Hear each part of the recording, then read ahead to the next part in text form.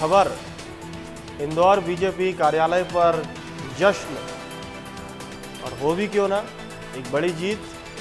इंदौर महापौर के साथ कार्यकर्ताओं ने यहां पर जश्न मनाया और महापौर ने इस जीत की सभी कार्यकर्ताओं को बधाई भी दी है। आपको बता दें, इंदौर बीजेपी कार्यालय पर बीजेपी कार्यकर्ताओं ने जश्न मनाया और इस वक्त हमारे साथ मध्य प्रदेश और छत्तीसगढ़ से दो खास मेहमान जुड़ रहे हैं। हमारे साथ कौशल स्वर्णबेर जी जुड़ रहे हैं, वरिष्ठ पत्रकार हैं, बहुत वर्षों का अनुभव है, छत्तीसगढ़ की सियासत को, नब्ज को बहुत अच्छा समझते हैं।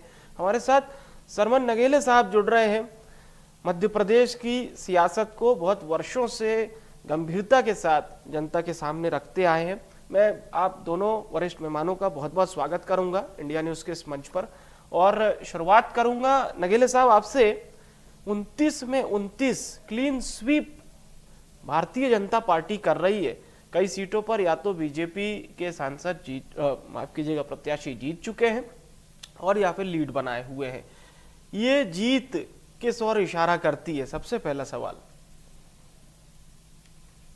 देखिए, ये जीत सिर्फ इसलिए इस ओर इशारा करती है कि मध्य प्रदेश के मुख्यमंत्री डॉक्टर मोहन यादव और मध्य प्रदेश का बीजेपी का संगठन, बीजेपी के अध्यक्ष बी डी शर्मा, इनका अथक परिश्रम, अथक प्रयास ये रंग लाया है। और मध्य प्रदेश का बीजेपी की प्रयोगशाला रही है वर्षों से। पिछले बीजेपी का यदि इतिहास देखेंगे तो शुरुआत के समय से अभी तक बीजेपी मध्य प्रदेश की प्रयोगशाला रही है। तो ये उस नजरिए से देखना चाहिए। दूसरा, देखिए, बीजेपी के नेता माननीय बी डी शर्मा, मोहन यादव जी, ये इस लोकसभा चुनाव में इस बात पर फोकस कर रहे थे कि हमारा 58% वोट है तो 10% बढ़ जाए, हर बूथ पे हमारे 370 मतदाता बढ़ जाए। हम यदि 2 लाख से जीतते तो हमारी लीड 4 लाख हो जाए। वहीं कांग्रेस का जो सांगठनिक जो ढांचा है या कांग्रेस के नेता हैं, वहां पर छिन्न भिन्न भगदड़ की स्थिति मच गई थी। जैसे ही जीतू पटवारी बने तो कांग्रेस में मतलब पलायन का दौर चालू हो गया था, भगदड़। कांग्रेस के नेताओं ने कांग्रेस के साथ विश्वासघात किया। इंदौर के घटनाक्रम को देखें या और भी तमाम सारे घटनाक्रम को देखें तो ये कार्यकर्ताओं में, कांग्रेस के कार्यकर्ताओं में निराशा का भाव लेकर आया। और चूंकि सांगठनिक ढांचा बीजेपी का बहुत मजबूत है, कांग्रेस का कमजोर है, इसका फायदा बीजेपी को मिला। और फिर सरकार की योजनाएं, मध्य प्रदेश के मुख्यमंत्री लगातार, अभी लाडली बहना योजना का लगातार पैसा लाडली बहनाओं के खाते में जा रहा है। और साथ में माननीय मोहन यादव जी के साथ साथ प्रधानमंत्री नरेंद्र मोदी जी की 10 साल का कार्यकाल की योजनाएं, उनकी ये स्कीम्स, उनकी क्रेडिबिलिटी, जो सारी चीजें हैं, इस पूरे संदर्भ में जो है ना, ये सारी चीजें उभर कर निकल कर आती हैं। और कांग्रेस के वरिष्ठ नेताओं को पार्टी ने दरकिनार किया है। कमलनाथ जी को जब पद से हटाया गया तो उनसे सलाह मशवरा या उनको कोई सम्मानजनक तरीके से उनसे बातचीत नहीं करी। दिग्विजय सिंह जी की स्थिति क्या है? अब सुरेश पचौरी जी दल छोड़कर चले गए हैं। अजय सिंह जी विंध्य प्रदेश में सिमट कर रह गए थे। भूरिया जी सिर्फ अपने जी हैं।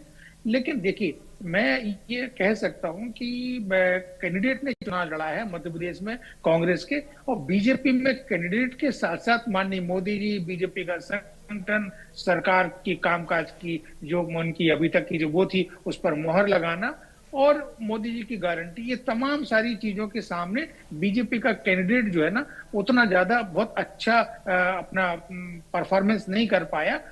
और बीजेपी जीत की स्थिति में आ पहुंची 29 सीट पर। कांग्रेस के किसी भी सीट पर खाता ना खुलना, ये मध्य प्रदेश की कांग्रेस के लिए, उनके नेताओं के लिए, हाईकमान के लिए ये आत्मचिंतन का, आत्मावलोकन का और विश्लेषण करने का समय है। साथ में कांग्रेस में ऐसे नेताओं को खोज कर लाने का समय भी है कि जो ये देखें कि हमारे दल को हम कैसे मजबूत करें, क्योंकि मध्य प्रदेश में कभी कांग्रेस की भी प्रयोगशाला रही है।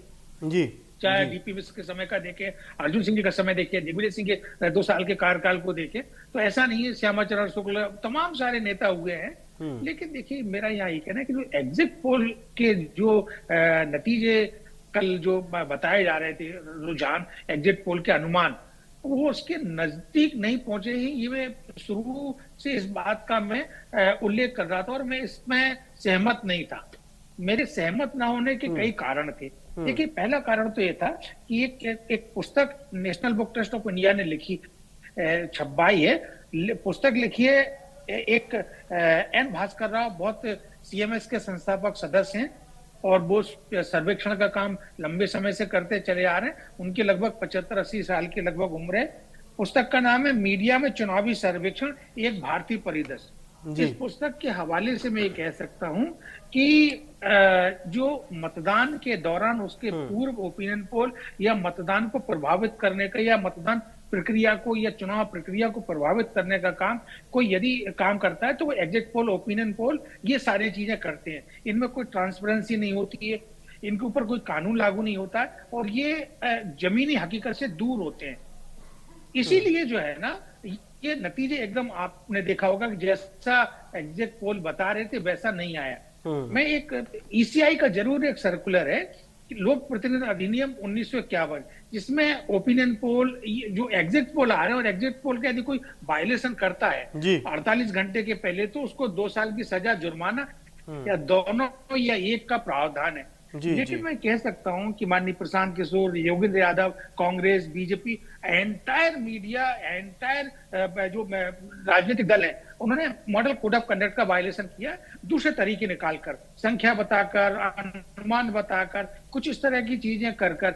ये भारतीय लोकतंत्र के लिए ये ठीक नहीं है। इसकी जांच होना चाहिए। मैं बार बार कहता हूं कि इसमें ट्रांसपेरेंसी नहीं रहती है। जो सर्वे करने वाले लोग हैं, ये अपना डेटा को जो है ना ट्रांसपेरेंसी के साथ में पब्लिक नहीं करते। सीएसडीएस लोक नीति जरूर करता। एक अंतिम संदर्भ और मैं दे दूं, जाने माने लेखक निक मून ने अपनी पुस्तक opinion poll history, theory and practice में कहा है कि जनमत सर्वेक्षण अच्छे या बुरे के लिए लोकतांत्रिक प्रक्रिया में अंतर्गुम्फित होते हैं। ये चुनाव को भेड़ चाल के स्तर तक या रेस्केप स्तर तक गिराकर पूरे लोकतंत्र को दूषित कर सकते हैं। मेरा मानना है कि जो मत सर्वेक्षणों के चुनाव अभियान और वास्तविक मतदान पर जो प्रभाव पड़ते हैं उसकी जांच होना चाहिए। क्योंकि देखिए, आखिर भारतीय मतदाता को आप कितना भ्रमित करते हैं।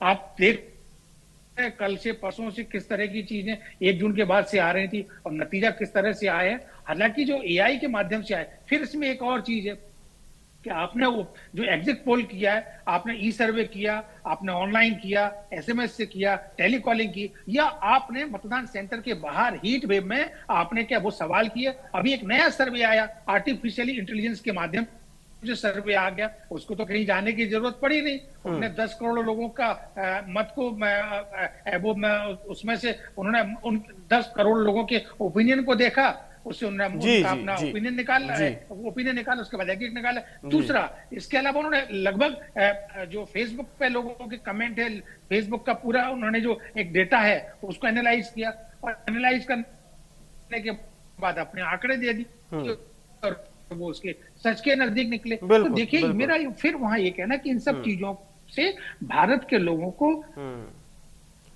बिल्कुल ये जरूर आपने जो भिन्नताएं बताई है इस पर कहीं ना कहीं काम करने की जरूरत है। कहीं ना कहीं मैं लौटूंगा सर आपके पास। कौशल जी का रुख करते हैं। कौशल जी, 2014 के नतीजे बिल्कुल आपको याद होंगे। क्या ये 2024 के नतीजे भी 2014 को ही रिपीट करते हुए दिखाई दे रहे हैं? 1 सीट केवल कांग्रेस ने जीती थी तब भी। निश्चित तौर पर छत्तीसगढ़ की जो स्थिति है, कांग्रेस को इसमें सोचना पड़ेगा, क्योंकि आप देखेंगे इस बार जो जिस तरह से टिकट वितरण किया गया था कांग्रेस की ओर से, क्योंकि सत्ता में रही थी कांग्रेस, उसके बाद एक तरफा बहुमत के साथ बीजेपी सत्ता में आई। उसके बाद लोकसभा चुनाव में पूर्व मुख्यमंत्री भूपेश बघेल कांग्रेस के प्रत्याशी रहे, कवासी लखमा प्रत्याशी रहे। तो कहीं न कहीं जिस तरह से जो बात चल रही थी कि इस बार जो है कांग्रेस कुछ अच्छा कर पाएगी, इतिहास बदलने की बात जो यहाँ के जो प्रभारी थे उन्होंने कही थी, तो कहीं न कहीं जो देखने वाली जो स्थिति हमने ग्राउंड पर महसूस की, कांग्रेस जो लगातार बात कर रही थी तो प्रचार में उनके आप देखेंगे बहुत कमी रहेगी। क्योंकि जब भारतीय जनता पार्टी की जब सरकार यहाँ आई तो उन्होंने सहायक सुशासन जो नारा दिया, उसके तहत जो महतारी वंदन योजना के जो पैसे जारी किए, और जब लोकसभा के चुनाव आए तो जब मोदी की गारंटी और सहायक सुशासन, इन्हीं दो नारों के माध्यम से जो भारतीय जनता पार्टी के जो नेता हैं और जो कार्यकर्ता हैं और जो प्रत्याशी थे, वो लोगों के बीच गए और वो ये बताने की कोशिश करते रहे कि कांग्रेस ने लगातार 5 साल जो भ्रष्टाचार किया है उसका हिसाब लेने का समय अब आ गया है, क्योंकि विधानसभा में आपने दे दिया और लोकसभा में भी आपको मोदी की गारंटी के साथ आपको जो जनता है वो बताना पड़ेगा कांग्रेस को कि जो मोदी की गारंटी और सहायक सुशासन है उसके माध्यम से हम आगे बढ़ रहे हैं। और आप देखेंगे कि जिस तरह जो पहले जो कैलकुलेशन हो रहे थे उसमें जो कई राजनीतिक पंडित थे वो भी ये मानकर चल रहे थे कि छत्तीसगढ़ में कांग्रेस इस बार निश्चित तौर पर 2 से अधिक सीटें लाएगी, लेकिन जैसा आपने कहा निश्चित तौर पर 2014 रिपीट हो रहा है। एकमात्र सीट कोरबा जहां से ज्योत्सना महंत प्रत्याशी है। बिल्कुल बिल्कुल, ये सोचने वाली कहीं ना कहीं बात है कि 2014 क्यों रिपीट हो रहा है।